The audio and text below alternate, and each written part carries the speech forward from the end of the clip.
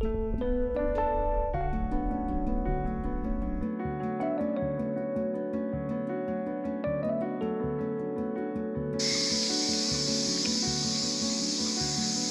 家好，我是 Tony， 我现在在汐止江子寮绝壁步道的入口，今天要来造访这条轻松好走的步道，长只有300公尺而已，终点就是著名的江子寮绝壁。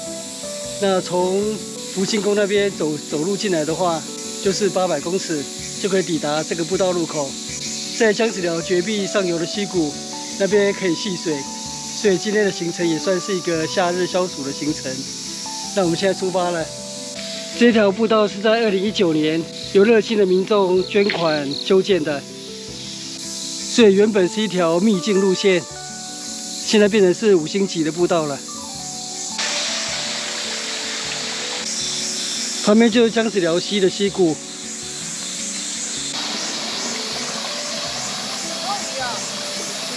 这边水潭里面好多鱼。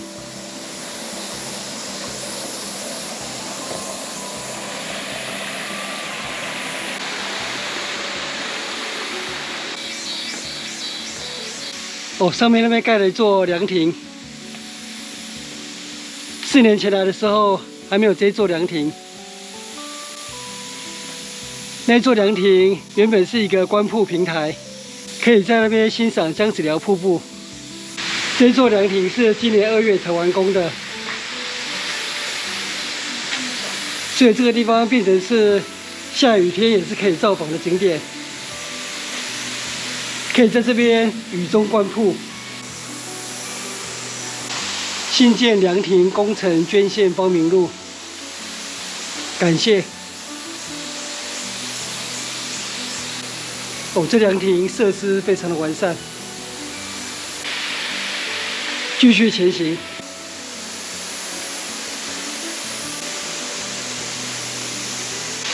江子寮瀑布。 湿滑危险，请勿跨越。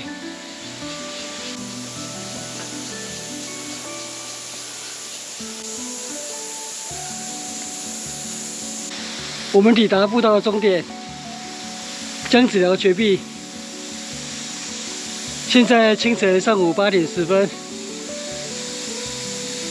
只有2名游客，没有其他游客。 这里也有一座平台，这个平台算是关闭平台吧。观赏江子寮绝壁。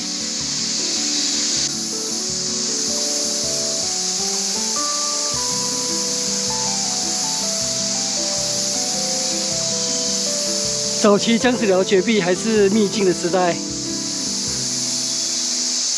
我曾经在这里SPA过。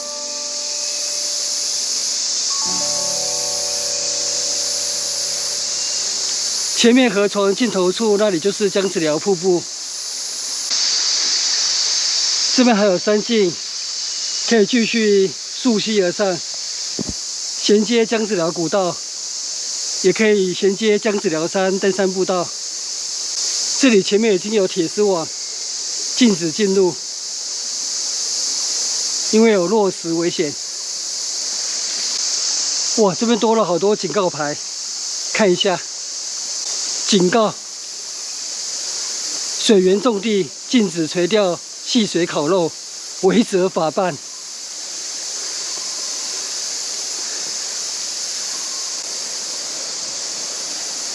我本来是打算到上游华瀑那边的溪谷去戏水，那边是没有这样的警告标志。不过那边是这边的上游，那既然这里有这样的一个水源地禁止戏水的标志，那我想。 就不适合在上游那边戏水了，这个算是自我的约束，所以今天就不戏水了。我们现在往回走了。其实刚刚看到的警告标志就是一个两难，就是有一些景点，如果它是属于秘境，那只有少数人去，那么你在那边戏水甚至游泳，其实也不会对环境造成什么破坏，因为那是环境本身它可以承受得起的。但是有时候有个景点知名了以后，然后步道设施改善了以后，那么很多人都会来造访，那很多人都会下去戏水。那有些人可能就垃圾不带走，或者是说会有一些缺乏公德心的行为。那到最后的结果就是整个溪流就会被封闭，就会贴出那样的警告标志，禁止戏水，禁止跨越。所以这也是蛮两难的。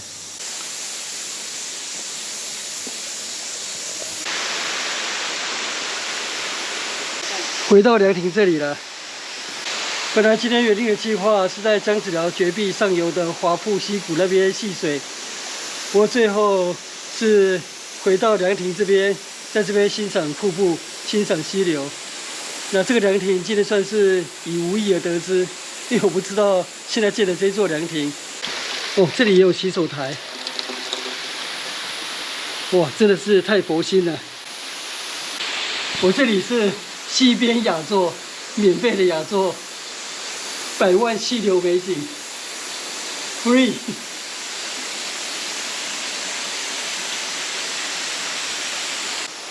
我们现在离开这里，往回走了。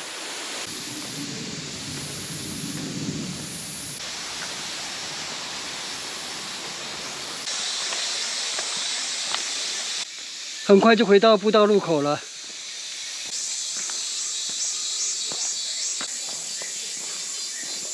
前面这边马路旁有空地，非假日车子少的时候，车子可以开到这边来停，这边大概可以停2、3辆，所以从这边走到步道路口大概就只有不到100公尺。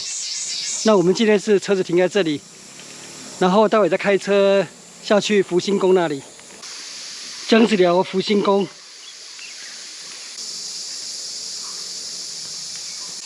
感谢纪念碑。原福星宫于民国58年遭福劳西台风冲毁，民国60年改建完成。新北市新巴士 F905，所以从汐止火车站可以搭小巴抵达江子寮福星宫。只要查好往返的时间，那其实造访这里还蛮方便的。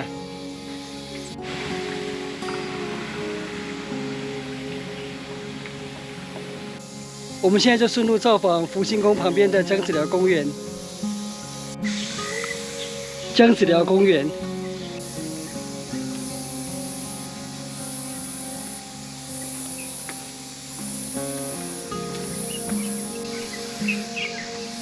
公园里面有凉亭绿地，这边一座凉亭，前面那边又有一座。这边河岸有步道。江子寮公园这边也是可以戏水，只是因为这里位于比较下游，最近没什么下雨，所以这边的溪水几乎是看不到水。这里有一条小溪，这条小溪是从福星宫前面那边流下来的，是江子寮溪的支流。小小的水池，也算是小朋友可以勉强戏水的地方。哇，溪里面有虾子。